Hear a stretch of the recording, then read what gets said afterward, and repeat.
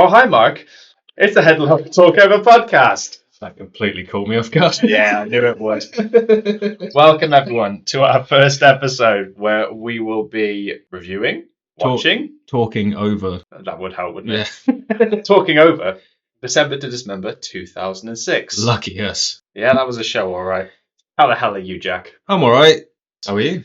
I'm good. I'm Jeremy, by the way, the other member of this podcast. So we're recording this on the 17th of December, one day removed from AEW Collision.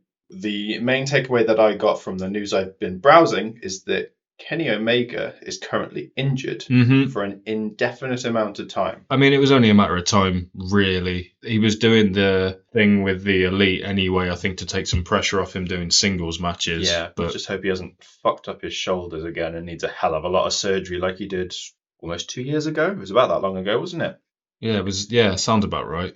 There was some news regarding a pre-taping of next week's SmackDown because they had to record two with it being so close to Christmas. All right, okay. The main takeaway I got was that there will be a match 2 weeks from now, which is a triple threat match to determine who faces Roman at the Royal Rumble. And it will be Randy Orton, LA Knight, and AJ Styles. Ooh. One of those three will be Roman's opponent at the Rumble. And I'm going to go out on a limb here. Don't think it's Knight. No, I don't think it's Styles either. No. Well, he has just come back. I think there's a reason they turned him heel and there's a reason he attacked Knight. So those two can go off and feud. Well, I mean, Styles has come back and he looks like a washboard tied to a bunch of other washboards. Yeah, what are they? Orton came back looking like Batista. Like, what are they feeding them when they're off?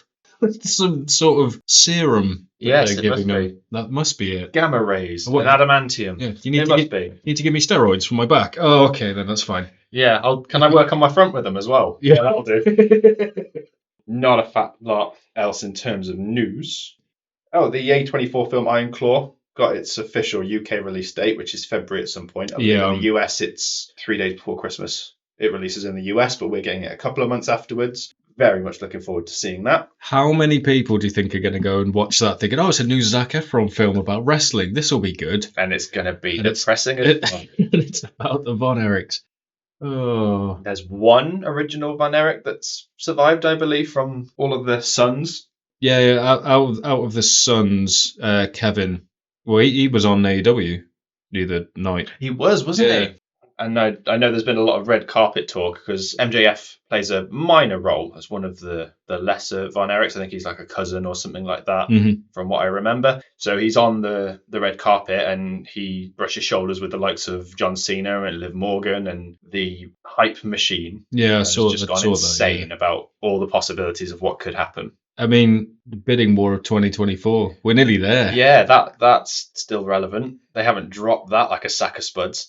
Yeah, they couldn't go a week without mentioning it, and now they haven't mentioned it at all. I wonder why that is, Jack. Could it be because he's already re-bloody signed? I don't think he has. I wanted him to go to WWE. Well, I talked about this with you a few months back, and I speculated that they were probably going to try and replicate what Punk did at Money in the Bank 2011. Yep. But now that Punk's in WWE, I don't think they would want to do that. I didn't even think of that. So I don't think it's a possibility anymore. However, it was confirmed a few weeks ago that Samoa Joe is going to be MJF's opponent. Yeah. I think it's called New Year's Evil. Is that what they've called the show? Sounds about right. But that's on the 30th. And then after that, who knows what's going to happen. But I don't know off the top of my head if that's a pay-per-view or if it's a special episode of Collision. Because that is a Saturday night.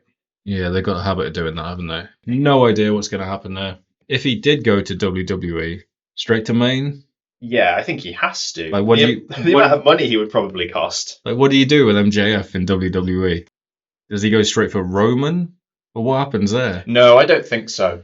Straight for Punk? I don't think he goes straight to the top of the card, you know. I don't think he does. You're a bad man.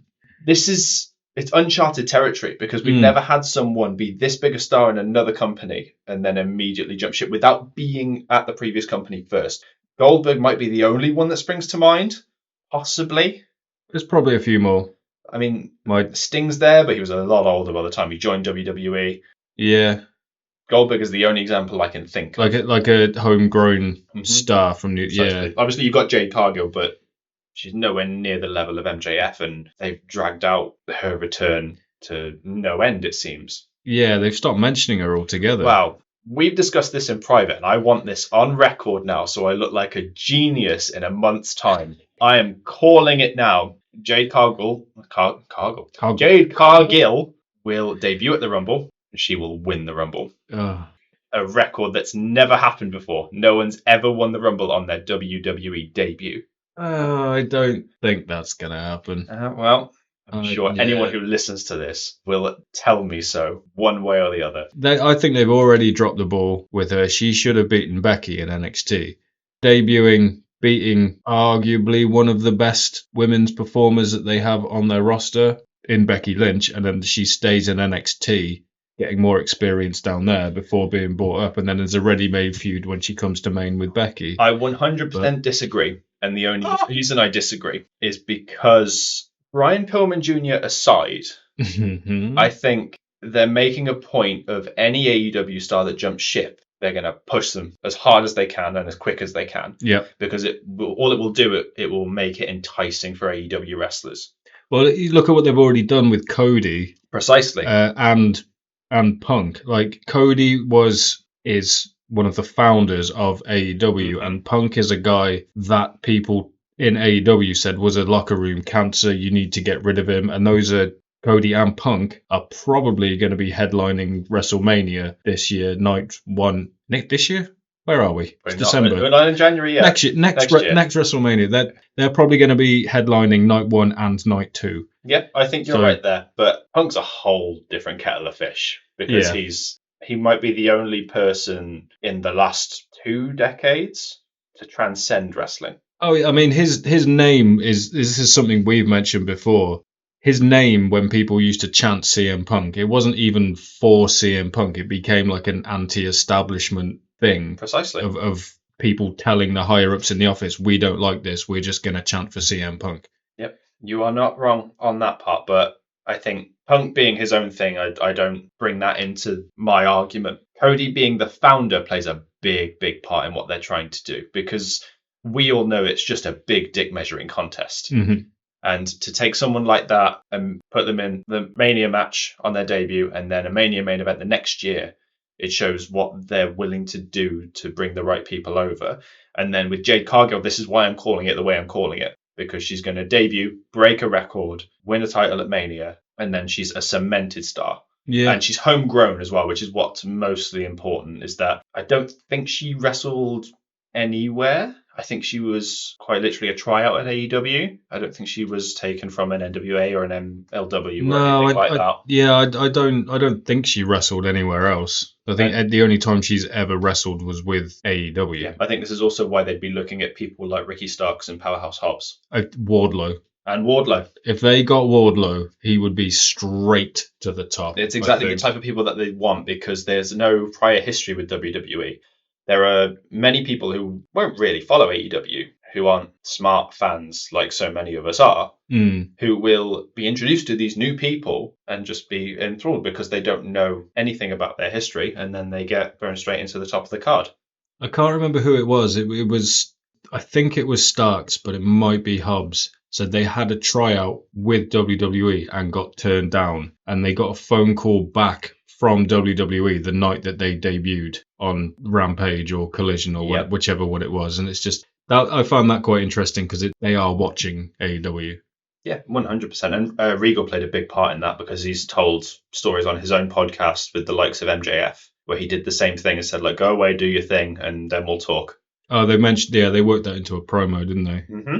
As well as him admitting it on his own podcast that he had a couple of years ago. So that's a big thing, a big hill I'm willing to die on, is that I think Jade Cargill is going to win the Rumble. Okay. In her first match, no less. I thought they might debut her at WrestleMania, but yeah, we'll see. Right. I'll tell you one last thing we can discuss just before we get into the episode, and that's your notion that WWE has a lot of women's wrestlers who could viably take on men. Rhea Ripley being the obvious example. Mm-hmm. Nia Jax has done it to a certain extent. There was one wrestler that we have discussed in NXT, and I can't remember their name off the top of my head. Lash something. Lash Legend, that sounds right. Yes, Lash Legend. And she scoop slammed somebody. Otis. Otis. It says it all. Yeah. A bloke that big. But we were speculating as to who might be the right person to face these people. And I made the suggestion that Rhea should be standing outside during the men's rumble and try and interfere, or someone else from a different faction could accompany a female wrestler and Rhea or Lash could take them out then. I think you can do both.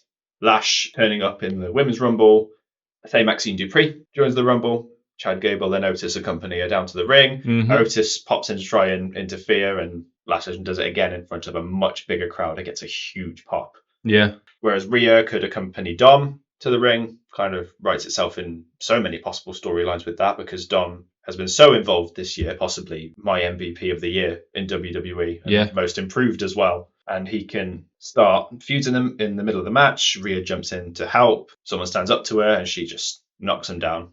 And quite funny if she says something along the lines of "Mommy's always on top" to whoever she knocks down at the same time. I think that'd be a nice little spot. Yeah, that could work. I'm trying to think if there's any other examples. I don't think there's anyone quite as tall. Raquel Rodriguez would make perfect sense. I don't know how strong she is though. She hasn't demonstrated it. Yeah, you think it might be a lot more vanity muscles than actual brute strength like Rhea has? Maybe. As you said, they may not have displayed it. Yeah. She needs to be pushed a bit better, I think, anyway. There's still time. I think she's quite young still. Yeah. I think she's roughly Rhea's age. Rhea's 26, 27, which is crazy to think because she's the only woman to win every title that it's been possible for her to win. Yeah, every single one. Including the NXT UK title. Yeah. It's nuts. Okay, I think that wraps up our intro. So enjoy December to Dismember 2006, you lucky, lucky devils. Because we will. You don't want to do this one, really, do you? Nope. I've already watched this. Yeah, I've watched half of this. Other commitments mean I haven't been able to. So this is the second December to Dismember. The first one happened in the original ECW. It was a one-time deal. Should have stayed a one-time deal. As you'll find out. So a couple of things to note in this intro. The fabulous Don LaFontaine is doing the voiceover. Better known as the Inner World guy. Golden voice. The man charged, and I believe it was at this point in time, $1,000 per word. Well, bargain. I don't know if they made $1,000 on this goddamn show.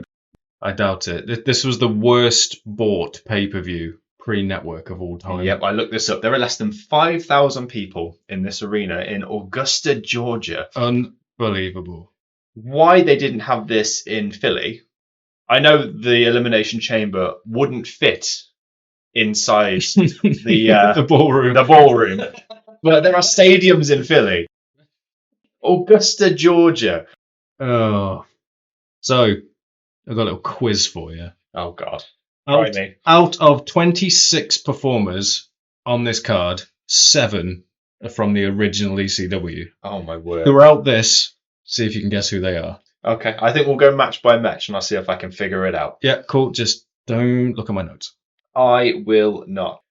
This was back in like pay-per-view times. So people paid $40? Maybe 50 for this. And this was a week after Survivor Series. So imagine paying $40, $50 for Survivor Series, and then a week later, another $40, $50 for this. I forgot this was 1 week after Survivor Series. Yeah, 7 days. Ridiculous. Outcome, Eminem, with their fur coats, with dot matrix screens on them. I've seen this match, and I can't figure out what they say. I think it just says Mercury, Nitro, Melina, but I can't be 100% Yeah, sure. I'm not sure. I should just mention as well, they haven't even made their entrance yet, and Joey Styles has given away the result of the main event. Oh, really? He says, we're going to crown a new ECW champion tonight. Good one, Big Show. I always look at Joey Mercury in this, and it just looks so wrong. This gimmick suited Johnny Impact TV, whatever, 100%. so well. Suited Melina so well. What are you doing, Joey Mercury? As you'll notice, Melina does her trademark split, and the crowd becomes an octave lower. Yep, and in pitch. And Taz becomes an octave higher. Yes. He is so thirsty throughout this whole thing. Oh, I've noted some of the things he said. Thirsty boy. Well, it is ECW, so That is true, but this is also mid-2000s WWE as well. This is the bra and panties match era. yeah, good point. Everyone was thirsty. Oh, we'll get to that. We certainly will. Don't you worry. But yeah, Melina does get a big pop. I mean, that entrance always did. Yep. Why wouldn't it? So both teams weren't together when this happened. The Hardys had just got back together, and Eminem answered an open call that they did, and they hadn't been together either. Yeah, they state many times at this point, Eminem had been 3-time tag team champions before this match. Despite the fact that neither of these teams are champions, they've just reformed for the sake of this match. They say when the Hardys come out, massive ovation for the Hardys. There's not. But I don't know if that's just the lack of people in the... Yeah. Bearing in mind there are only 5,000 people in this arena, but I've noted the Hardys will never not be over. Oh, yeah. Jeff could roll out in a wheelchair and they'd still blow the roof off the place. And they'd still find a way to dance. Definitely. And he'd still find a way to jump off or something. True. Off his wheelchair. Didn't know going into this that Jeff Hardy was going in as the IC champ. And it made me realise that this promotion had one championship. I didn't even notice the belt.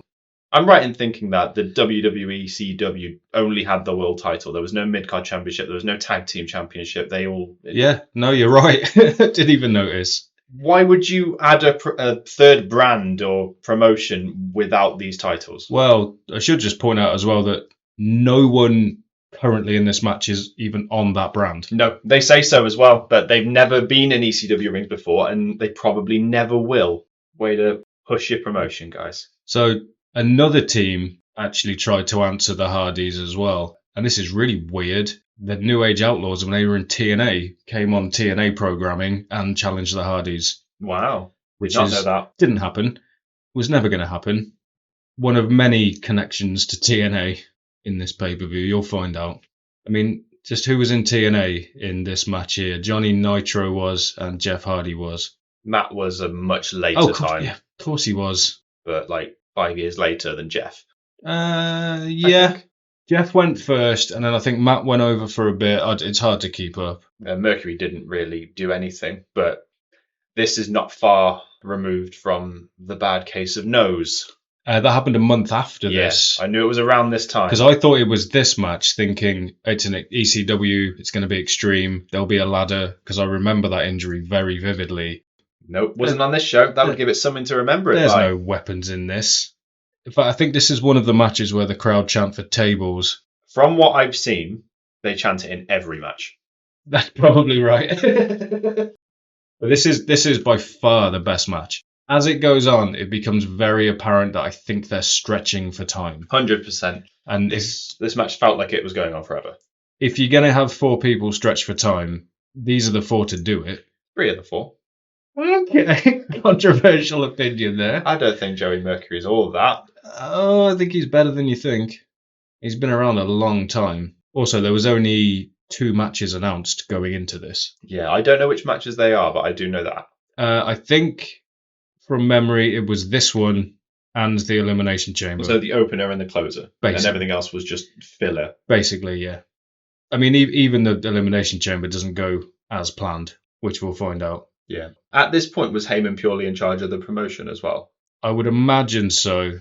I think they just let him do his thing. Because they bought the ECW brand off the back of how well the DVD, The Rise and Fall of ECW, did. Yeah. I think they put that out and saw, oh, there's actually a market for ECW. We should make it a third brand. Put Heyman in charge of it, but keep him on a very tight leash. Yeah, and they did that, and it didn't really help because you've got the worst of both worlds here. Well, we'll get into it in the main event, but Heyman didn't want the main event to go as it did. Mm-hmm. He wanted CM Punk to win.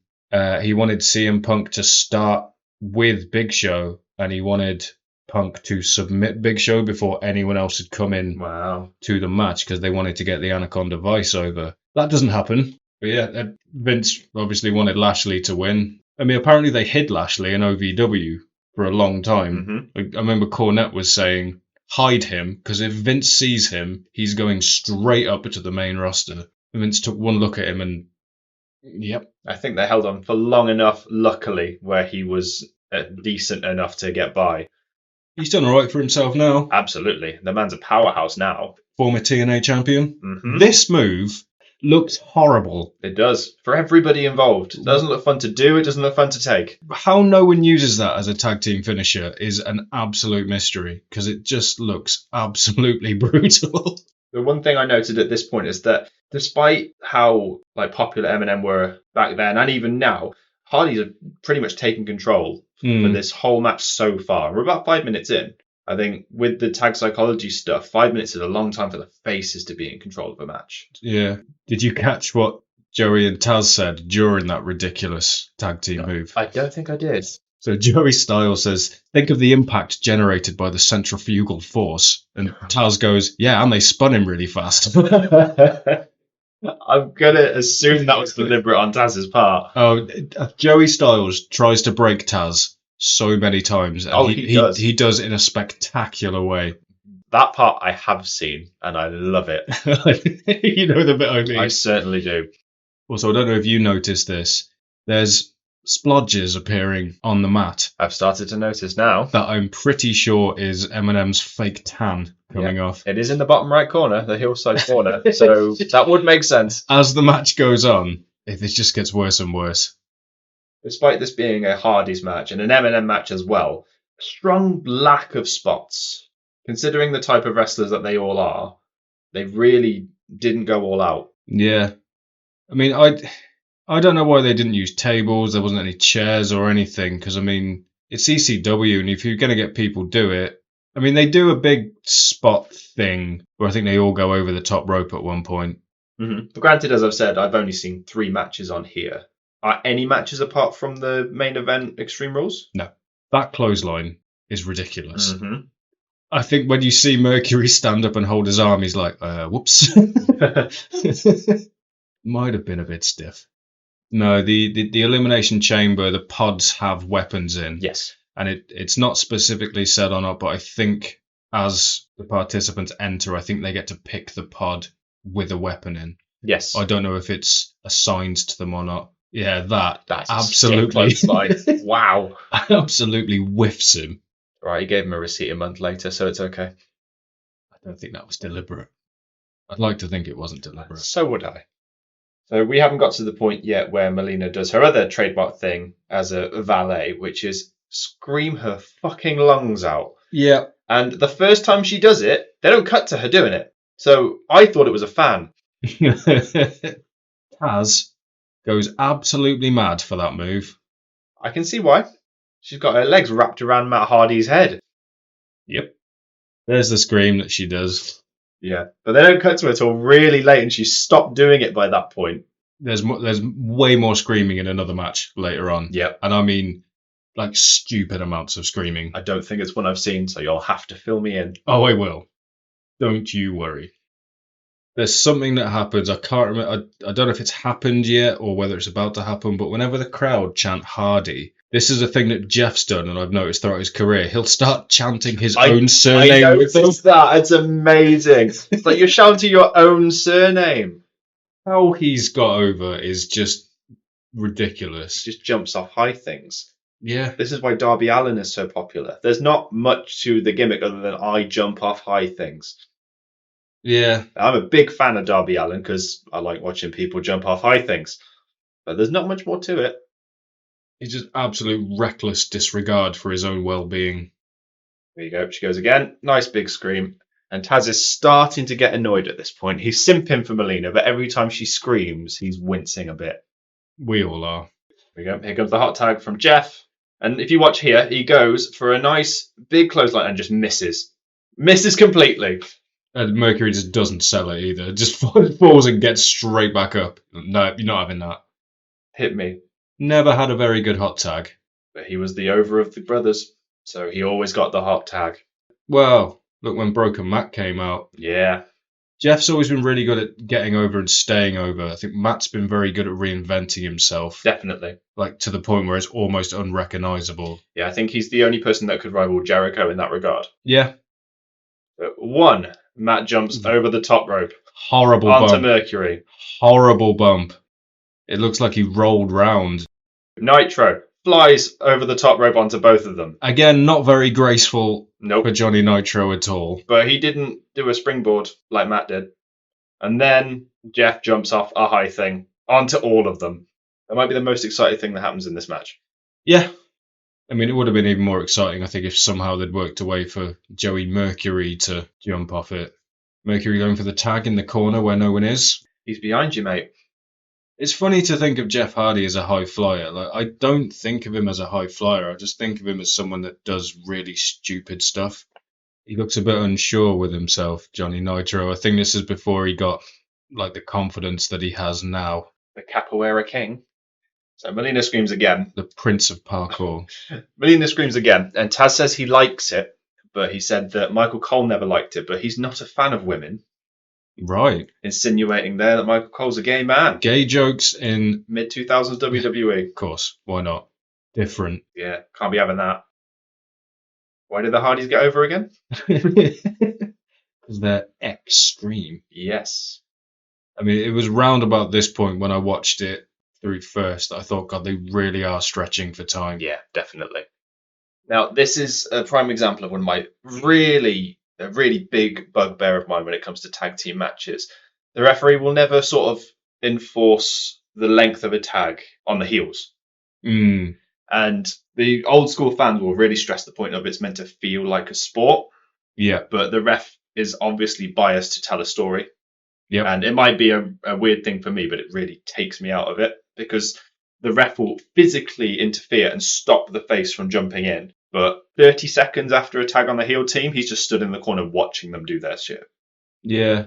I'd not even noticed that. Yeah, there's a lot of that in this match. So we've just had a tag there. Look at them. Just, you need to get out. Yeah. Gesturing for them to get out. Could you kindly leave? Ushering them out. Yeah. Whereas if Matt tries to jump in, whoa, what are you doing, mate?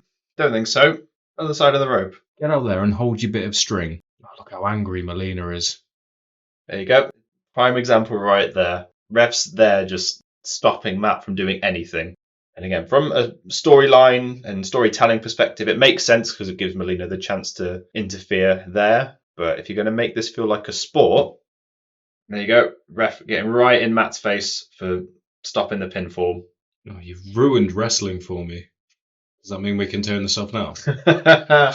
If only you were so lucky. Yeah, I really notice it now. They're both in there. Yep, for way too long. There is another tag match on this card. Doesn't last long enough for that to happen, though. We'll get to that. Yeah, we will. Yeah, we will. And you're just gesturing there. You fancy tapping, Jeff? It's so good. Give us a tap. It's so good. Like, she gets really annoyed that he's not listening. See, this is a pet peeve of mine in wrestling. Because they've already done this move. They have. I wonder what's going to happen. But the thing is, Jeff really fumbles it. Jeff's going to botch it somehow. Absolutely makes up for it with that whisper in the wind. Yeah, it's no Jinder Mahal whisper in the wind, is it? So that's fine. He somehow does it in slow motion, and it's like, I don't know how you do that. Yeah, you can tell that out of desperation is the reason that this match was added to the card, because they're all just consummate pros. I have no doubt that they could have gone out there for an hour, and it probably wouldn't have been boring. And if you'd have let them have weapons, they definitely could have done an hour. No chance would it have been boring. Comes your V1 leg drop from Matt Hardy. I always thought he moved a bit weird, Matt Hardy. Something about his legs. I can't put my finger on it. I think at this point he'd had a lot of surgeries from some of the crazy bumps the Hardys had taken during the Attitude Era. So here comes a double superplex from the Hardys. Something you don't really see anymore. I can't remember the last time I saw a double superplex from a tag team. I think you got to be very in tune with which way you're going, because if you both go completely backwards, you'll end up just colliding in the middle of the ring. That's fair. And there's obviously an argument for the fact that the Hardys are brothers. They've got a good chemistry. They know what they're doing. Yeah. How AEW have not done this spot every week on Dynamite with the brotherly teams that they have baffles me. AEW would do like a Four Corners one. I mean, you can see it happening. Quick quiz question for you here. Do you remember the name of Eminem's finisher? Fuck the finisher. That bump is ridiculous. It is so stiff. And she lands on heels. Like, she goes feet first in heels. And she lies there for a very long time. Eminem's finisher, is it called the snapshot? It's called the snapshot. Right. Before this match, you could have given me 100 guesses, and I would not have guessed snapshot. Yeah, Melina's still down. I mean, it shows the replay of it, and yeah, it's very good camera angle, but I think he connects a little bit because you see her holding her face. Oh yeah, they show a slow-mo replay, and you can see the one foot goes directly into her face. Yeah, she's not selling that. That's almost a broken nose. Yeah, she doesn't have to sell it. And this is them setting up for an avalanche snapshot. Which was never going to happen, looking Absolutely at the snapshot. I mean, watching this just made me think of one thing. Like, a few wrestlers have been asked what's the worst finishing move to take, and most of them said Jeff Hardy's Swanton. I have heard this. Watching him connect there. He's not hitting on the shoulder blades. That's the center of his back, just landing on him. And obviously for Nitro, who's on the bottom there, he's got Joey Mercury on top of him. Yeah, I think you see Mercury like post a little bit, but he must take the brunt of that. Definitely. Sheamus said it's like having a sack of spuds dropped on you. I wouldn't. I've never had a sack of spuds dropped onto me, so don't think I'd want to. But with that Swanton, the Hardys get the win in the second longest match of the night. Yeah, this pay-per-view is 2 hours and is it 14 minutes? Something like that. And this was like half an hour long. So buckle up. So this made me laugh so much. Watching Rob Van Dam cut promos, you can see him reading the script and he's like completely monotone. Is that what he's doing? I thought he was high. Well, I mean, yeah. Yeah. But he's also reading a script. Exactly. This is an RVD promo. Like, is he high? You can literally see his eyes like going from left to right as he reads the script. Unbelievable. Am I going to win? Yes. Yeah, he does the theoretical question promo, which is ridiculous. For an athletic guy, the man cannot cut a promo. Matt Striker. Yep. And immediately, Taz makes fun of him just for the fact he's wearing pink. Yep. I have to say, of the 3 matches I watched on this card, I was most entertained by this one. From Matt Striker just as a heel, and then the commentary.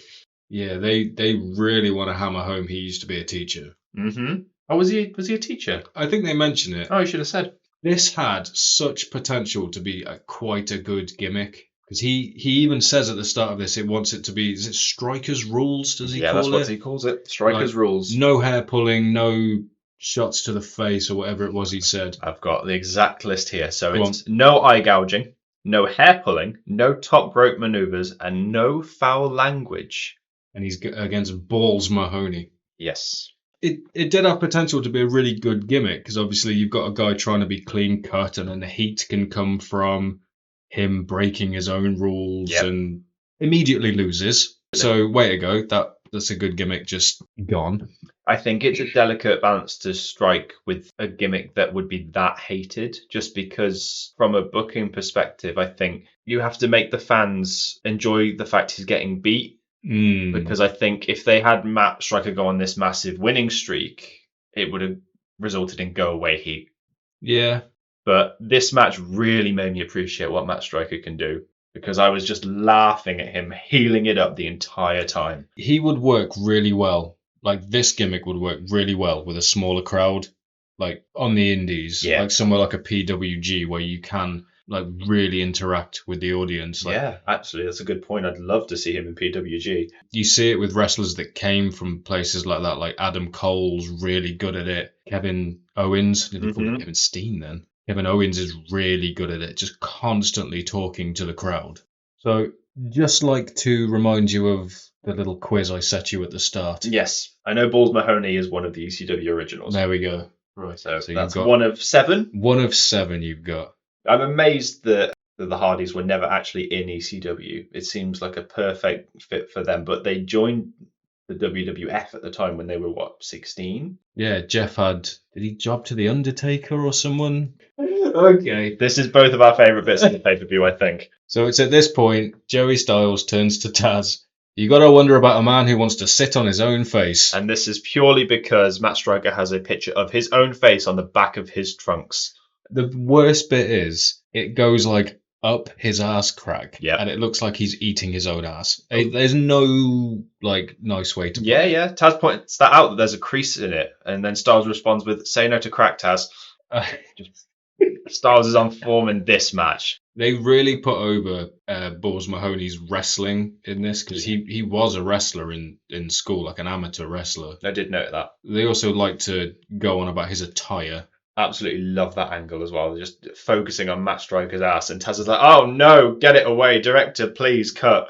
The camera does hover on it for an uncomfortable amount of time. And I think that's very deliberate. I mean, it's hard to not look at it. It's like a car crash with Matt Striker's face on it. So one thing is also pointed out when they're talking about Balls' amateur wrestling background, they say, "Can you imagine him in a singlet and headgear?" And Taz is like, I don't want to. I don't want to imagine that. I mean, Taz didn't look the best in a singlet, I'm not going to lie. No. He was packed into that thing. Singlet's the lazy man's thing anyway. Like any wrestler, you come out and you see them wearing a singlet, and it's like, oh, you've let yourself go a bit. Like anyone wearing a singlet, you know there's no physique under there. I'd like to direct you to one Kurt Angle. Yep. He got a singlet over. Mm-hmm. One of my favourite Angle things is when he used to take the straps down, carry on with the match, and then put the straps back on, and then take them off again. Oh, it's so good. Was Angle in ECW at this time? I don't think so. Because I know he did for a bit, so it must have been around this time. But it was such a good fit. I vaguely remember his entrances, and he was really over with the crowd. But ECW was sort of a smart crowd. Yeah, but that also seems like the opposite of what ECW stands for, because obviously we know Angle can bump, we know Angle can really go for it in a match, but that's not his style. He's a very traditional wrestler, which goes against what classic ECW was. I don't know. Lance Storm was in ECW. That is a good point. Jerry Lynn. In fact, Jerry Lynn and Lance Storm had a no bump match in ECW. That's amazing. And the crowd went mad for it. I don't know if you noticed that bit as well, where Balls does that roll. Taz goes absolutely mad for it. Because a man of his size shouldn't be able to do something like that. He's just rolling over. Yeah. It's impressive when you're 4 months old. I think Taz is going under the impression that he has the intelligence of a 4-month-old, while also being almost 300 pounds. Yeah. Oh, Balls on the top rope. What? Yeah, get down from there. You're breaking the rules. That was a prime example of what I was talking about, where it could have been a good gimmick.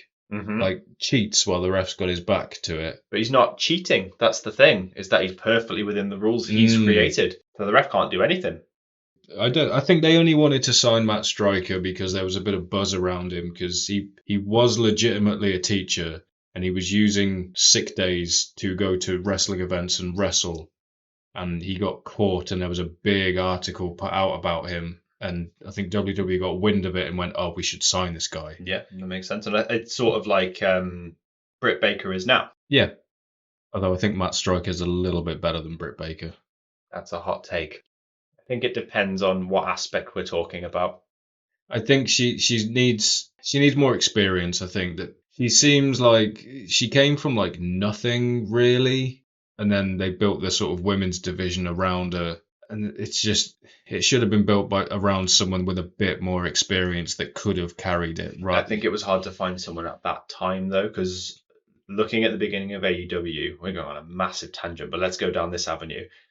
At the beginning of AEW, you had Rio, Hikaru Shida, Nyla Rose. Balls Mahoney's won, by the way. Yes, with a spine buster. Yeah. Just a spine buster. Yeah, they had completely brain fart in her name. She was part of CM Punk's Straight Edge Society. Shaved her head. Serena Deeb. They had Serena Deeb. That's fair, but I think she relies a lot on her in-ring ability rather than what she can do as a character. And I think Britt excels in that, which is why they built the division around her, because she is one of a few, not many women in the women's roster now, but definitely in the women's roster then who could cut a promo. Can I just point out, CM Punk throwing punches, and they're far better than anything he threw in his UFC career. Yep. Right, this pissed me off. That lying on the floor there is Sabu. Yes, it is. I don't know if you noticed, but the crowd are going absolutely mad booing because I think they know what's coming. Absolutely. I got it jotted here somewhere that they're just chanting bullshit the whole time. Sabu was known to wrestle through some horrific injuries, like legit injuries. Had his jaw broken in several places, broken neck, 2-inch gash in his arm that he duct taped together in a barbed wire match with Terry Funk. And here there's no visible wounds, there's no bleeding, there's no nothing. And one of the paramedics looked directly into the camera. No, didn't notice that. At this point as well in Taz's WWE career, Sabu's, I should say, they saw him as a bit of a liability. I can understand that. He was always late. He seemed very uninterested in tapings. They didn't think he could wrestle a normal match, so they took him off. The Elimination Chamber is an extreme elimination chamber with weapons. Why would you not want Sabu in that match?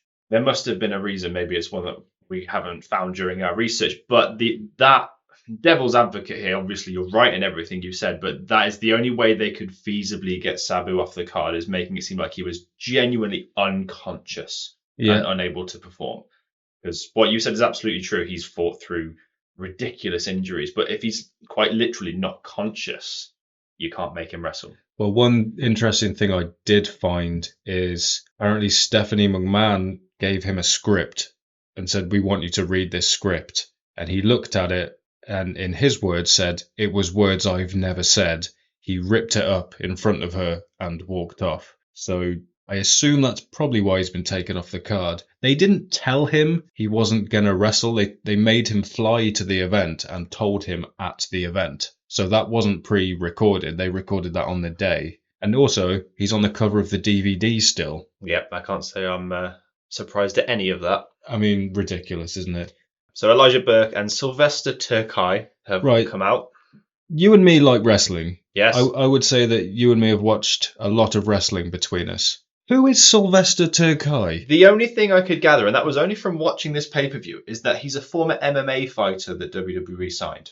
Right. That's all I can gather, is that I don't even know if it was UFC, I just know it was MMA to some degree. And they signed him off the back of that. Fantastic. So this is the FBI. Yep. The full-blooded Italians. Is this before or after they changed their names? Because when they were being announced, I did not know these names at all. They are billed as Little Guido Maritato and Tony Mamaluke. Original ECW names. Right, that would make more sense, because what was Guido's name changed to? It's not Enzo. I feel like it's Enzo. I just had it in my head and it's gone. Nino or something like that. Nunzio, thank you. And right. I'm like, that's not his name. His name's not Guido, but I'm not an original ECW person. I'm a couple of years younger than you. I didn't start watching wrestling until the Ruthless Aggression era. So the lady on the outside, her name is Trinity. Let me blow your mind about Trinity. I'm listening. She was employed in WWE just to look like that, and she does that very well. She does. She used to wrestle in TNA, NWA TNA. She used to manage Kid Cash. They ended up getting into a feud where Kid Cash was jealous of her stealing his spotlight, and they actually had a feud. So she was the first woman in TNA to not only wrestle a man, but to challenge for a men's belt as well. She would go on to be a fairly big star in the early days of NWA TNA, and then she'd only been wrestling a year. She had a string of horrible matches, botched very heavily, broke someone's back. But you would never guess just by her WWE career. But after this, she would also go on to be a stunt woman. Would you like to hear some of the films that she's done stunts for? I'm all ears, sir. Right. She did stunts for Stuart Little 2, School of Rock, Eternal Sunshine of the Spotless Mind, Spider-Man 2, Taxi, War of the Worlds, Indiana Jones and the Kingdom of the Crystal Skull, Burn After Reading, Anaconda, and Daredevil. She also won a Screen Actors Guild Award for stunts on The Bourne Ultimatum, and she did all of the stunts for Red Dead Redemption 2. That's insane. But she's just employed by WWE to stand here and look pretty. Some of those films have already come out by this point, so she's already got that in her resume. Ridiculous. I would like to just circle back to what you listed as Trinity's early career in NWA TNA. Mm-hmm. Sounds suspiciously like Sable's career. Maybe. Just a tad. Sable steals Mark Merrow's spotlight. They start feuding. Sable pins Mark Merrow in a match. Yeah, Trinity did it first. And then Sable has some bad women's matches to follow. Awfully familiar. No, they tried to push Trinity as like Lita before Lita. Yeah. Because she was a high flyer as well. She had a really good moonsault. She was like moonsaulted from the top of cages and all sorts. It's ridiculous. Like you'd never know by looking at her. No, definitely not. But I wonder if she just enjoyed the stunt work more. I should just point out as well, after Turkai's throw, the crowd chant, "You still suck" at him. And this is a point where I noted as well. Who are the faces and who are the heels in this match? Yeah, I mean, FBI were always heels. They were like career heels in ECW, and they still act like heels. And it's like no one told them they were face until they went out. I think it also goes because they're ECW originals, I'm assuming that they are sort of billed as the faces in this. Yeah. They're also on the wrong side of the ring. Burke and Turkai are facing the hard cam, despite the fact that Burke has just done a heel promo. Turkai's doing all the heel antics. So I can only assume that they were doing this in an attempt to get Burke and Turkai over, to have them be the ones that you're paying attention to out of the four. Yeah. But they are the heels in this match. So you just said then FBI original ECW. So you're counting them? Yeah. Okay. So that's 3 of the 7 from what I've got. We'll let you know at the end. Let's go with that. For those keeping score. Just watching Turkai, he's so boring. Of course, Elijah Burke would go on to be signed to TNA as well. Just another reference to TNA. You could argue that Trinity's outfit is another reference to TNA. She did wear that outfit in TNA as well. I just want to point out. And she does have her T's out pretty much. Mm-hmm. And it goes right up her A. And because it's sort of coming away from the front, there's a risk of seeing V. Yeah, it's a risk for seeing everything. One thing I forgot to note is that at the beginning of this match, Burke is wearing a cap with a hole in the top, where you've got the beaded braids just coming out the top, like 3 or 4. He does. And all I've written here is that it looks like a helicopter cap with erectile dysfunction, because that's all it looks like. I like when Guido puts it on. Yes, and the crowd go mad for it. As wild as they can. Yeah. 5,000 people at an ECW show. For a hat. Yes. That's a Jack Swagger gimmick. Is he still doing that gimmick? I don't think so. I haven't seen him in a while. Burke does the Elijah Express, which is the move that Miz now uses as his finisher, I believe. It was the move that Jeff Jarrett used to call the stroke. This Muscle Buster, I don't know if you noticed the crowd start chanting TNA after he does it. Is that what that was? I thought it was just because it was a terrible show and someone was just chanting TNA. I think because that move is so synonymous with Samoa Joe, who was in TNA at this point. And obviously, who started TNA? Jeff Jarrett. And Elijah Burke just used his finisher. It's just ridiculous. And what's really annoying is Joey Styles and Taz pretending, oh, I've never seen that move before.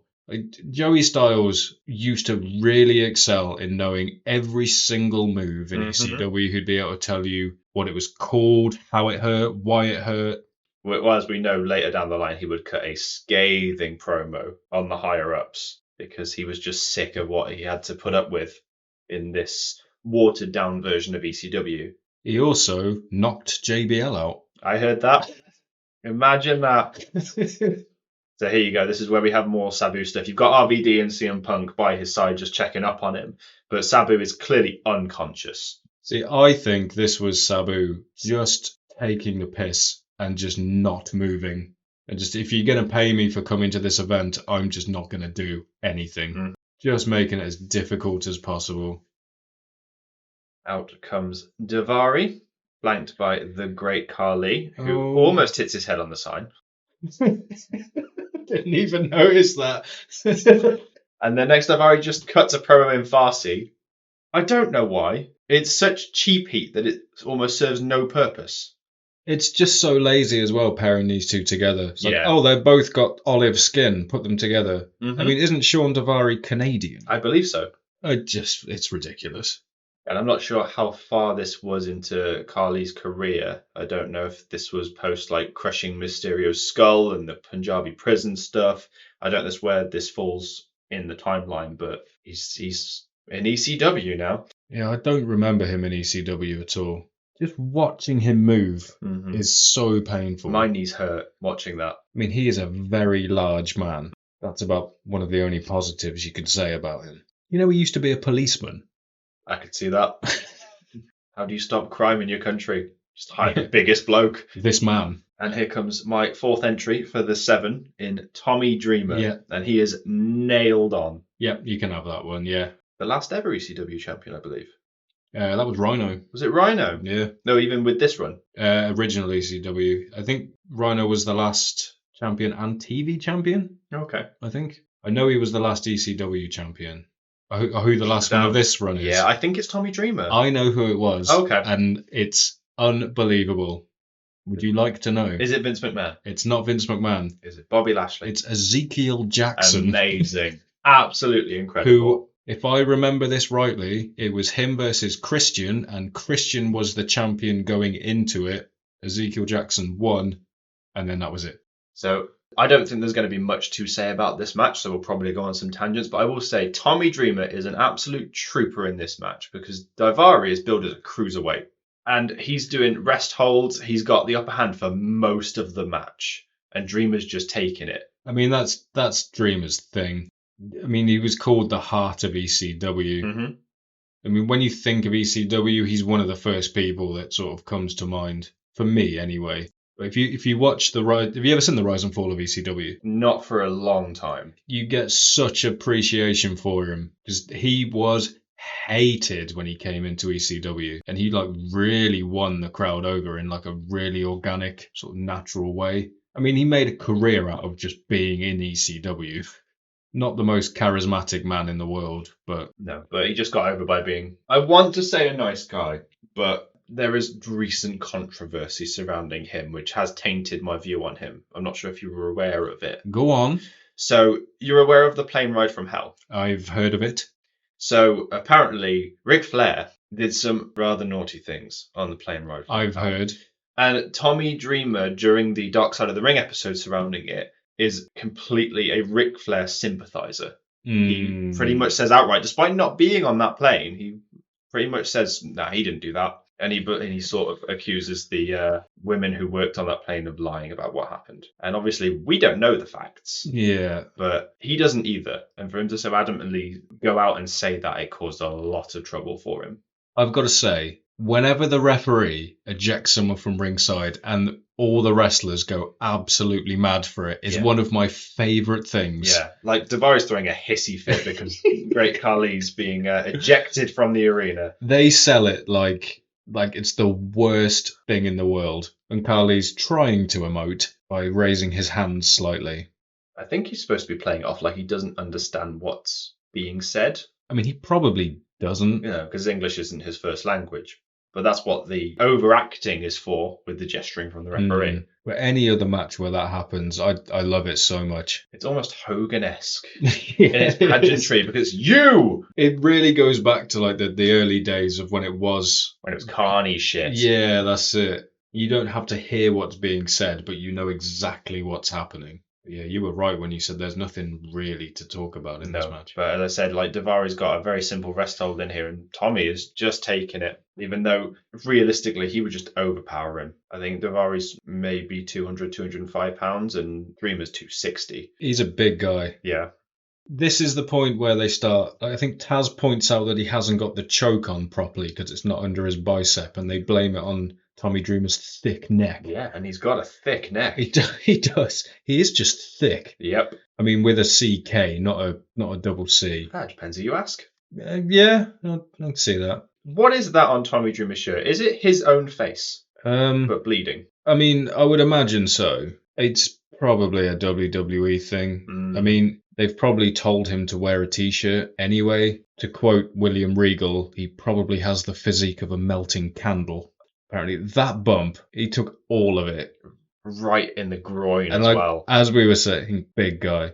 Speaking of groins, not much nut-related offense in this match. I normally associate that with the Tommy Dreamer match. Yeah, but I think it's because it's not an Extreme Rules match, so there are disqualifications. So nut-related offense is at a minimum anyway. Yeah, someone's at least got to get caned in the nuts. What a bizarre way to sort of introduce ECW to the world again.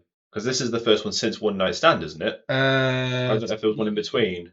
They'd done 2 one night stands, hadn't Yeah. they? But 2005 was supposed to be a one-off. And then that was so successful, they thought, oh, we'll have another for 2006. And that's when they decided to reboot the brand. Oh, yeah, I think so. That sounds right. I know there was One Night Stand and Two Night Stand. What does that say on Dreamer's tights? Does that say DDT? I don't know. I hadn't noticed that. That is the finisher that he's used. Also, isn't Dreamer wrestling for TNA at this point in time as we record this? I'm not sure. Unbelievable. But either way, it might just say TD on there, you know. TD. Oh, Tommy Dreamer. Need another copy, mate. Oh, it's been a long day. And then that's it. Roll up. Out of nowhere. From Davari. Tommy Dreamer losing is ironically probably one of the most ECW things they could have done. But it's also like... You made him look really stupid. Yeah, exactly. Like, Davari just no-sells every bit of offense up until that point. And then Dreamer chases him. Oh, the camera's staying there. I wonder what's going to happen. Oh, hiya, big man. That looked horrible. There is no padding on that. That is just steel. No padding, and you see Dreamer bounce. And it's just... How he didn't crack a rib. This is something that Tommy Dreamer did so well as well. The camera zooms in on his face. He obviously knows it's there, and you hear him. I think he says, "I can't feel my feet," but he says it when the EMTs come out, and he's just so good at getting sympathy, Tommy Dreamer. Mm-hmm. As this segment is going off, the camera catches a fan say something, and it's loud and clear, and he shouts, "This isn't extreme, this is entertainment." I mean, that just sums everything. Look at this, though. It just hurts to watch. That's the most extreme thing that's happened so far. Entertainment Championship Wrestling. Extremely crappy wrestling, Yeah. as Jerry Lawler called it. I know what they're trying to go for in this, but it does go on for a bit of a long time. Well, we both know why that is. Let's not pretend that we don't know why that is. Because if they were to actually trim the fat, this whole show would be an hour and 10 minutes. Yeah, you're not wrong. Dreamer standing up under his own weight, apologizes to the crowd. What are you apologizing for, Tommy? You lost most of your career. It does say DDT on his sweatpants. There he is, Holly, already in his gear. I wonder what you want me for, Paulie. I think they mention it in the main event.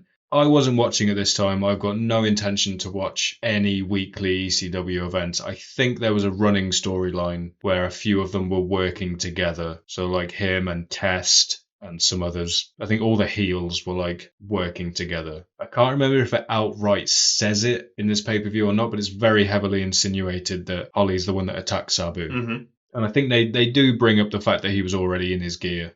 But Hardcore Holly, he's a very traditional man. I wouldn't be surprised if he did just hang out in his gear. Yeah. The crowd boo very loudly when he gets offered the spot as well. Why are you booing? There's hardcore in his name. He did have a bit of a career resurgence in ECW at this point. He had that match with Rob Van Dam, I think, which is when he got the gash in his back. Yes. And carried on wrestling through it and had to have multiple stitches in it. Out comes Mike Knox, and is that Kelly? That is Kelly. That is Kelly squared. You know when you play like a wrestling game and you go to create a wrestler? Yes. That's Mike Knox. Yeah. He just looks so generic. Entrance and all. He's wearing like pretty much plain white tights. Yeah. Speaking of plain, do you know what Kelly's real name is? I do not. It's Barbie Blank. Amazing. I don't think anyone's been can be described that well by her name. So what she does here is she grabs the microphone and she says, "I want to wish CM Punk good luck in his match." They had a jealous boyfriend gimmick with her and Mike Knox. And you can see him get upset over it. Yeah, that's not irate, is it? That's slightly annoyed. Yeah, they did the whole jealous boyfriend thing. Kevin Thorne and Ariel. That's definitely who they are. Yep. I don't know if this was before or after the name change either. Mordecai. This is after. Yeah. So he'd already done the Mordecai thing. He had the white hair and the white beard and white attire. If it wasn't done solely just to be a foil for The Undertaker, I think that gimmick did have a bit of potential. I mean, a religious zealot come to wreak souls, and I think it could have worked. But there's also a vampire thing to it, which does not play into his favour because the Brood once existed.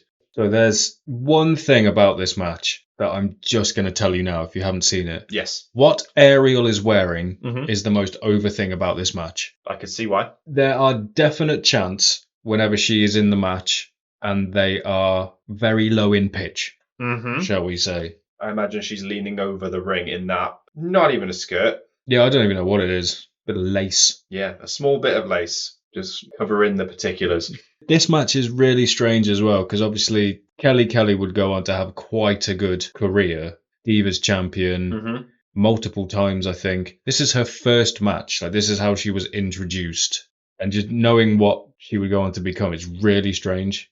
But she really sells the sort of ditzy blonde, I'm just happy to be here. Whereas Ariel plays off like she knows exactly what she's doing. Oh, she does. There's a few times where she bends over the rope and you see her turn around and like wink at people. And again, this is mid-2000s WWE. It was their bread and butter for the women's division.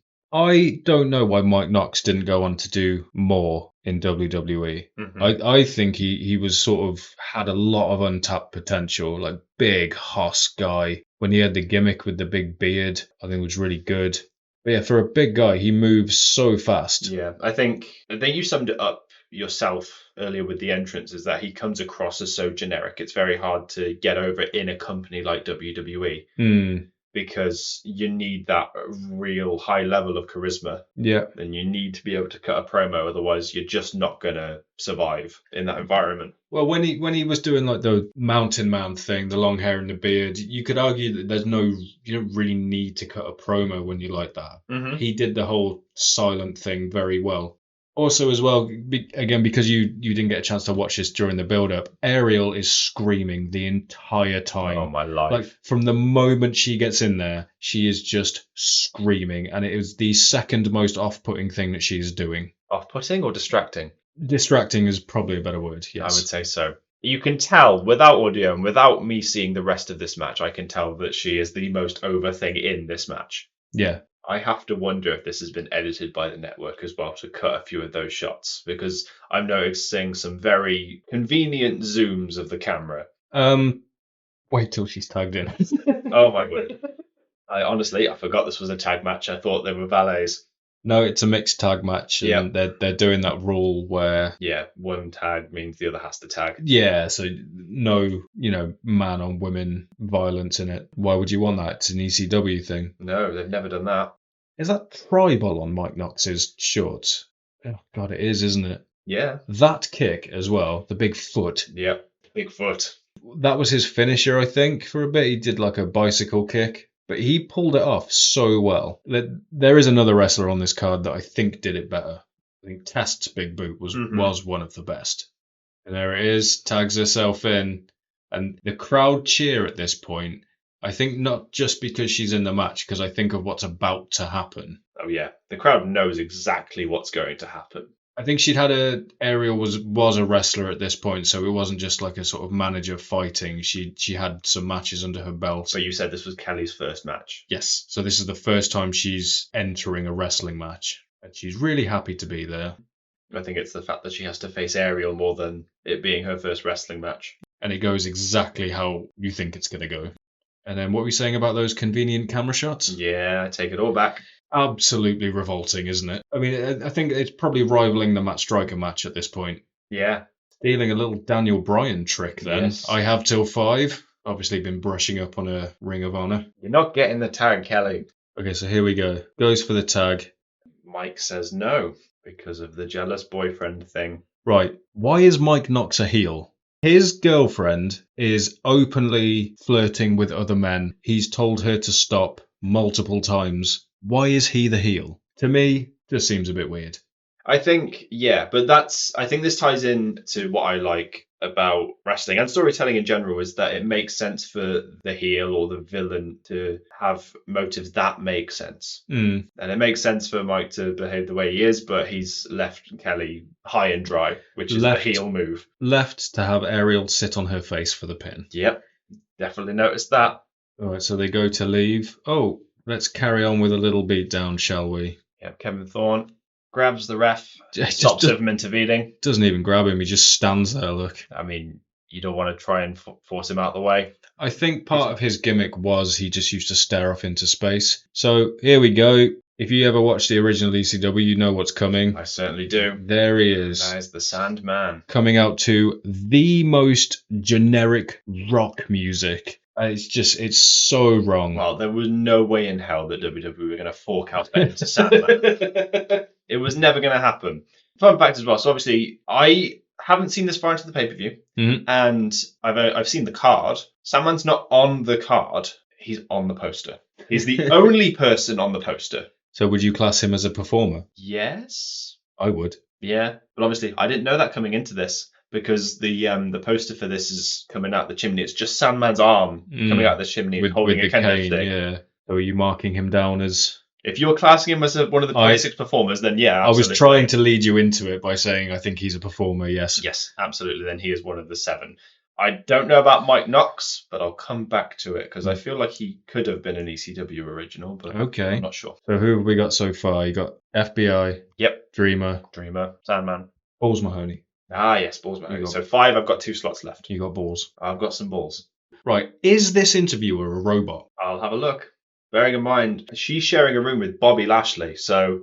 The way she speaks is, you are looking forward to your match, yes? And you don't even have to hear it, and she just... Who is she?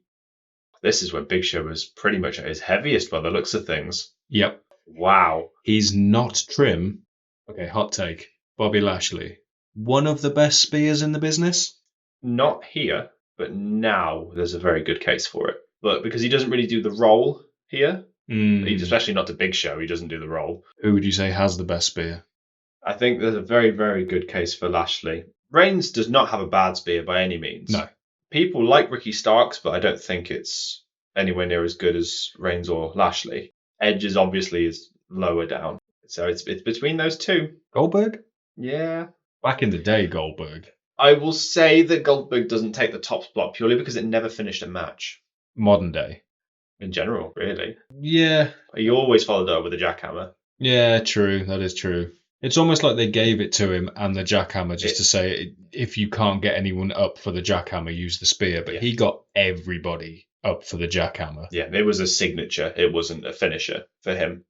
So they're pitching the Elimination Chamber by showing all the Elimination Chambers previous with none of the ECW people in it, apart from Rob Van Dam, who I think a lot of people wanted to win this match going in. Yeah, I think a lot of people wanted Punk. Those were the two. Or Sabu, but one of the reasons they got really pissed off when he wasn't in the match. I love the fact they call it an Extreme Elimination Chamber. Because 2 miles of chain wasn't enough. Is this everyone's first chamber match? Apart from RVD. He's been in them before. He was in the one at SummerSlam 03. Was that the one where he crushed Triple H's throat? I don't know if that was the exact one, but I know it's the one with the tights. With Triple H's tights. Right, the bike shorts. Yeah.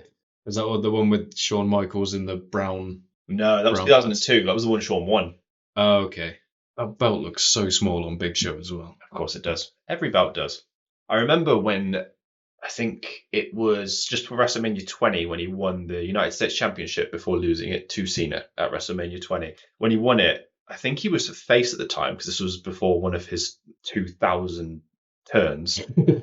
And he looks so happy, he tries to put the belt around his waist and then realizes he can't, laughs it off and puts it on his shoulder as he walks away. Every time I see Heyman, I want a film about him, like a biopic. I don't know if he'd ever get one commissioned. And I want Paul Giamatti to play him. Perfect casting. They look identical. So Heyman gives just a stereotypical Heyman promo, puts over the Big Show, says exactly what you imagine he's saying. One of the best talkers in the entire business. 100%. I think he goes on to talk about the lasting legacy of ECW and how he created it. But yeah, it does go. They're just stretching for time. While he does this, I will point out that this show is a month removed from when I saw the WWE live at Butlins in Minehead. And I'm going to point out that 6 of the performers on this show were on that card. So I'm going to read out the card to you while Paulie rambles on.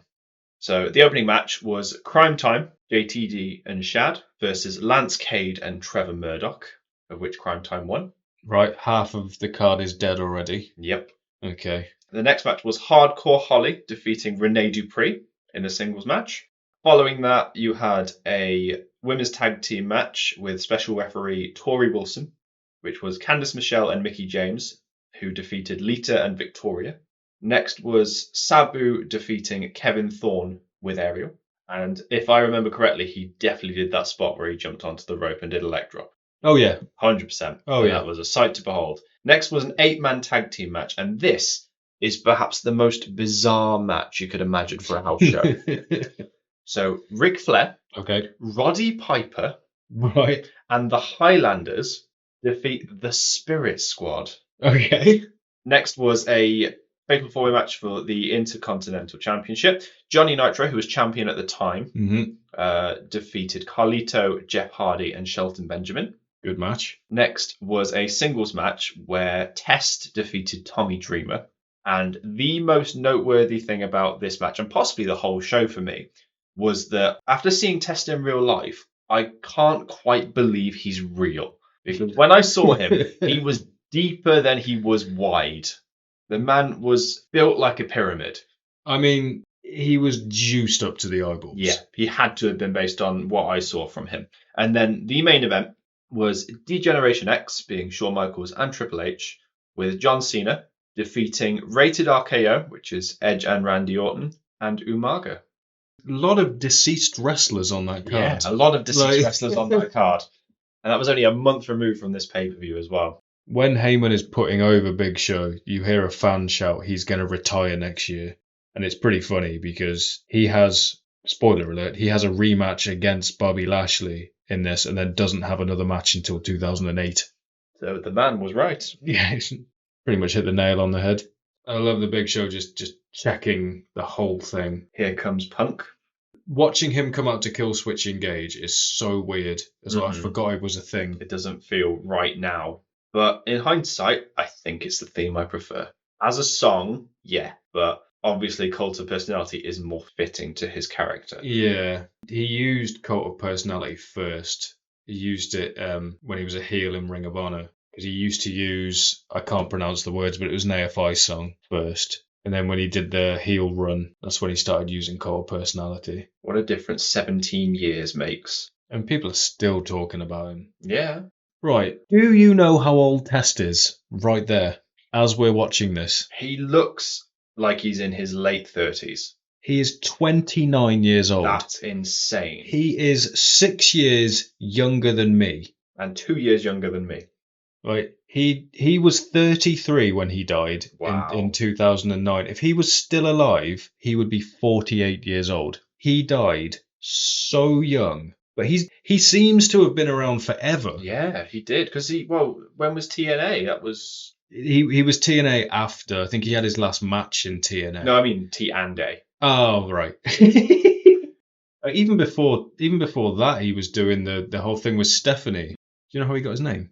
I don't. So he debuted as Motley Crue's bodyguard, and he used to test their microphone before their gigs. So he'd stand there and go, test, test, and they just called him Test. I love it. Also, do you know he was trained by Bret Hart? He's Canadian, so it doesn't surprise me. Apparently Bret Hart saw him, spoke to him, and offered to train him for free because he saw something in him. I don't understand why he's not spoken about now. I do have a theory, because he had his brain scanned and all sorts of CTE and stuff was thrown around, and I think he gets lumped in with Chris Benoit. Like, you can't mention CTE without mentioning Chris Benoit. And I think just because of that, he seems to have been forgotten about. But I mean, he's not spoken about at all, and I think he should, because he was good and he had a lot of potential. Maybe not quite Hall of Fame worthy. Yeah, I think the issue for me is he just came at the wrong time, so I don't know enough about him. Like, obviously, as I said, I got into wrestling during the Ruthless Aggression era, so I caught him towards the back end of his career before he teamed with Albert. Yeah. And before a lot of that stuff, and the Stacy Keibler storyline, I think, was the first thing I remember of Test. Yeah, him teaming with Steiner. Yeah. Unbelievable. Yeah, that was around the time I got in. I mean, he was in really high profile things, but he had his legs cut out from him by Triple H, Yeah. and I don't think it was deliberate. When they were doing that story with Stephanie, and the whole reveal at their wedding, it was revealed that Triple H had already married Stephanie at that point. Yeah. Apparently, Triple H had pitched that as a joke, and then obviously after that happened, Test's push just went nowhere, and he fell down the card.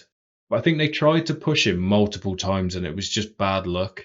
When the invasion happened, he was like a big part of it, and it was. Yeah, I just don't know what happened with him. It happens sometimes, unfortunately. Professional wrestling. It's Yeah. such a strange business. Look how stern Hardcore Holly is. Look how happy Paulie is to have him there. Saving the biggest pop till last, I see. Oh, they know which side their bread's buttered. Yeah, he's another person I don't think will ever not be over, is Rob Van Dam. Yeah, even now. And he's a charisma vacuum. There's nothing to him outside of his moveset, but he's just so good at what he does. His personality is weed. Yeah. Like, that's it. It's like Matt Riddle. There's not much to Matt Riddle No. other than the whole Shaggy Scooby-Doo thing. Well, and the fact that he could legitimately kick your ass. I've met him. Nice guy.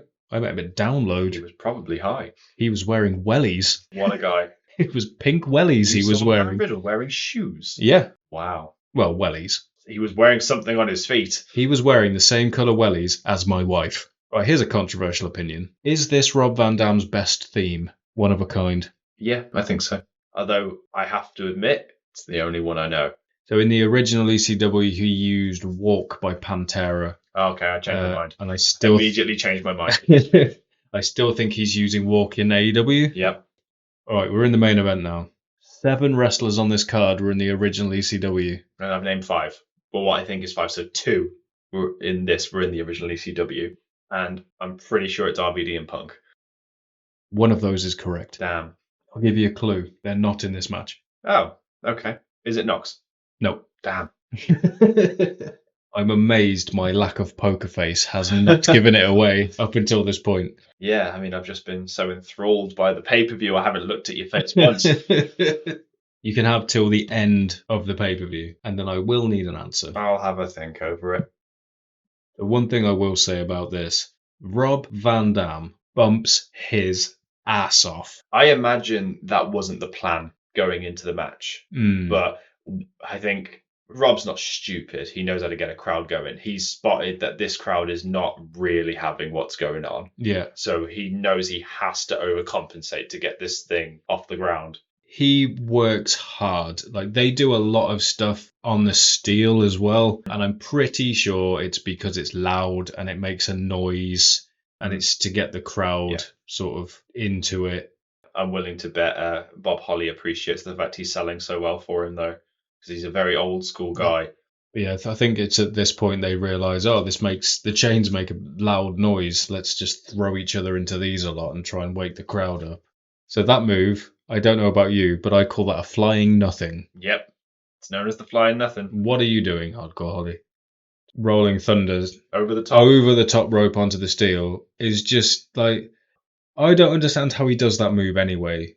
It's all momentum, but Holly, I bet he didn't appreciate that, because that was a hard bump. I mean, I think you know what you're getting into when you get into it, and he's a tough individual. Yes, but he's also a guy who's quick to anger, shall we say. Yeah, to a point, I think. I know he did with like rookies. Oh yeah, he loves messing up the rookies. I don't know if he would consider Rob Van Dam a rookie, because he's had a lengthy career. Yeah, he knows that RVD can hang. I mean, everyone else in the match, yes. I mean, Test to a point, I guess. Punk was still relatively new to the company at this point, though. Yeah, but he had been the face of another company at this point. I can't get in the mind of Hardcore Holly. This view of the pod, it looks completely CGI'd. No, it's because the quality of the camera is so poor. And yeah, the crowd are loving Punk in this. I will just say this when he comes in. Knowing what we know now, watching these unprotected chair shots is really difficult. This is post-Eddie, but pre-Benoit, isn't it? Yes. He doesn't put his hands up for it at all. And it doesn't. Holly doesn't either. At this point, you hear Heyman on the outside saying, "Finish him, I don't care which one." You look at the background then, lot of CM Punk signs. Like, they really wanted him to win. And like I said at the start, Heyman really wanted him to win. I think they learned their lesson from this, though, because if I remember rightly from my timelines, I think the next Mania is when Punk wins his first Money in the Bank. So this is leading into WrestleMania 22. And Edge obviously won the first one. Might have been Kennedy's. Kennedy won the first one. No, Edge won the first one. Didn't Edge steal it off him or No, win it off him in a he match? cashed it in twice because he won it off Kennedy. Ah, okay. Edge won the very first Money in the Bank match. And then Kennedy That's won might be one. what I'm thinking of, yeah. But Punk is the only person to win 2 in a row. And now look at him. I don't think they know what to do with him. People of Punk's size, they really struggle with. Yeah. That whole, like, brawling thing. Like, not big enough to be a power wrestler, you're not small enough to be a cruiserweight. They did it with, what was Moxley's name? Ambrose. Dean Ambrose. Yeah, they really struggled with Dean Ambrose because, again, he's got that whole, like, brawling thing. Yeah, if you're not athletic at that size, it's a problem. Yeah. Because obviously Michaels was that size, but he was very athletic. He was over as part of the Rockers anyway. Never won the tag team titles, though.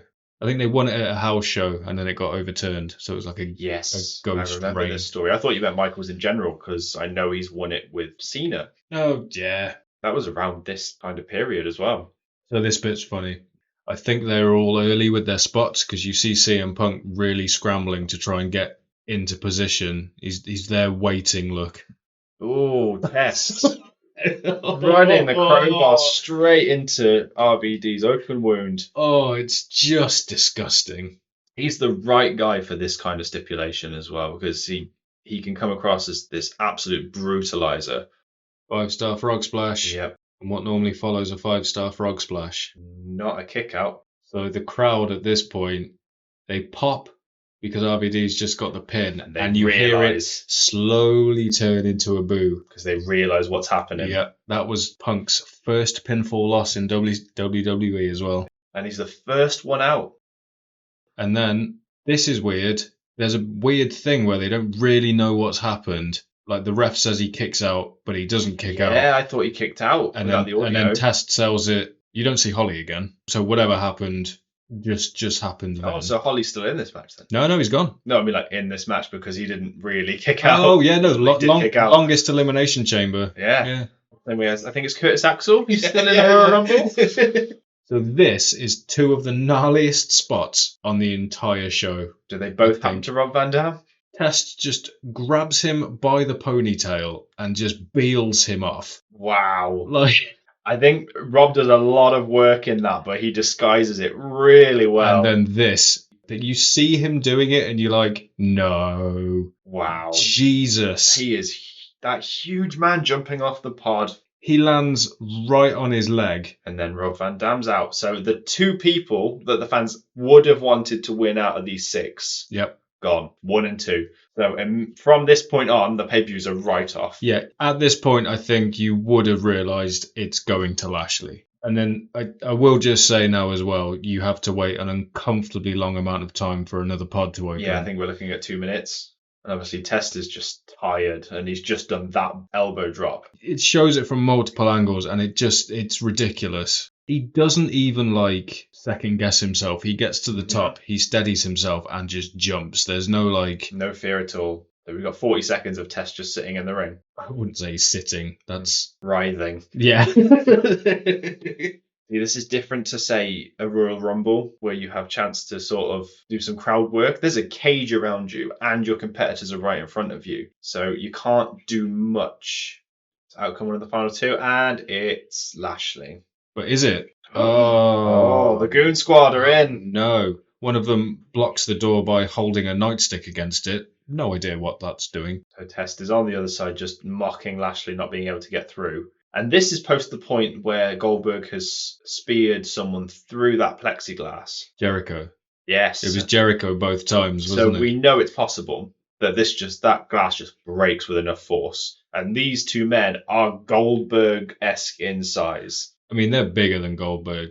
Goldberg was a big man, but he never seemed like a big guy. He's not particularly tall. Neither's Lashley. But he was like strong. Lashley looks like his physique looks more like it was done for aesthetics, I think, than Goldberg. Goldberg looks like an athlete, like a legitimate athlete. And we've seen Lashley has gone for the third option, which is to break through the chain roof of the pod. With a table somehow. Yeah. Proves how securely those were put together. I mean, Test doing a back bump off the top rope. He's already jumped off one of the pods. It's just overkill. But obviously, I have no audio here, but I'm assuming the crowd are just not really interested. I think they pop for this. Every time Test is thrown into one of the pods, it sounds like a gunshot. It is so loud. Like, he really flings himself into it. When RVD gets eliminated, there is a heavy chance of bullshit as well. You can understand why.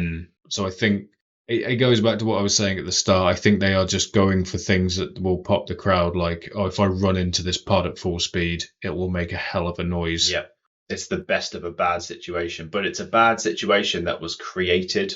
It didn't just happen. Yeah. They made the decision particularly to have those two eliminated first. Yeah, Punk was first out, then Holly, then RVD. Yeah, but just to say, like, yeah, you're not getting what you want that quickly. Could quite easily have Test out at this point and have it be Lashley and RVD and show, or Lashley and Punk and show. It also makes you wonder as well, like, what was the point in putting Hardcore Holly in there? Like, he didn't do anything. Yeah. I know there's the whole backstage issues with Sabu, but watching them here, imagine Sabu in this match. They'd have so much fun with it. I mean, there's a table. Sabu with a table. The man would be in his element. But there's so many different avenues that this could go down that would be so much better. Like, if you had Punk at this point, they quite easily just have these guys brawl, but with loads of near falls with Lashley and Punk. And then Show comes out. I believe he's still got... It's the chokeslam's his finisher at this point. It's not the punch. Yeah, I'm not sure. He had a lot of finishers at this point. But the final cut. Yes. And all sorts. But at that point, you just have Show chokeslam Punk and eliminate him. He gets the heat for getting the crowd favourite out, and then Lashley looks good as a result of finally beating Big Show. Yeah. That's so much better than what they actually did. So Lashley's just pinned Test, and I don't know if you clocked it, but we have 1 minute and 15 seconds to wait. And Lashley isn't the most charismatic man in the world. Nope. So he compensates just by doing things slower than normal. At this point, he's just throwing things at Big Show's pod to antagonise him. Big Show has come out of the pod with the barbed wire baseball bat, which was, at every possible point during this pay-per-view, sort of really pushed as this devastating thing. Compared to every other weapon that's in this chamber. Imagine getting hit by that. Gone. End game. Oh, the bat gets stuck in the cage. And the refs just try and get that out the way. That looks dangerous. In this big steel fortress. I don't know if you see it again, you know. I'm trying to remember if it gets used or not. I can't remember. Is this around the time they start trying to sell that glass as like bulletproof? Yeah. And it's just plexiglass. Yep. Lashley trying to use the chains as a rope. Doesn't have any give, mate. Yeah, it could be bulletproof. It's just not secured. It's the frame that's rubbish. I remember when Goldberg puts Jericho through it because they do the spear. Jericho's back hits it and it doesn't move, and there's almost like a second where Goldberg thinks, do it again, where it just goes. It's something I've just thought of randomly. Do you think you've ever seen Bobby Lashley bleed? I don't think I have. I don't think I have. It's because he just sweats so much. He's always been a sweaty man. I imagine we'll get told, because wrestling fans will always point out when someone's wrong. I'm sure he's bled at some point and we will get told. Yeah. But I cannot remember a time when he was bleeding. He's never needed to, or never been in a match where he's needed to, has he? Which is a shame, seeing as he was ECW champion. Yeah. Bizarre, isn't it? And 1, 2, 3. There it is. Like, completely anticlimactic. Comes out of nowhere. Just a spear and a pin. I can only imagine the crowd reaction at this point. I imagine it's quite a mix.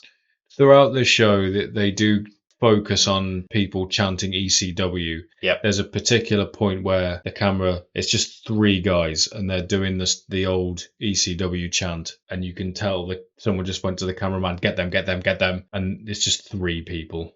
But yeah, there it is. One of the worst shows WWE ever put on. I mean, there's just nothing to it. Like, No. nothing happens. Well, as you said at the beginning, only 2 of these matches were pre-scheduled. One of them was a tag match with no stakes, and the other one was this match, which had some of the worst booking of any multi-man match we might have ever seen. And the other 4 were just complete filler with no real stakes, no real storylines going in or coming out. It was just porridge of a pay-per-view. I mean, after this, apparently Dreamer and Stevie Richards asked for their release at the show, I could see that. and it got refused. I can see that too.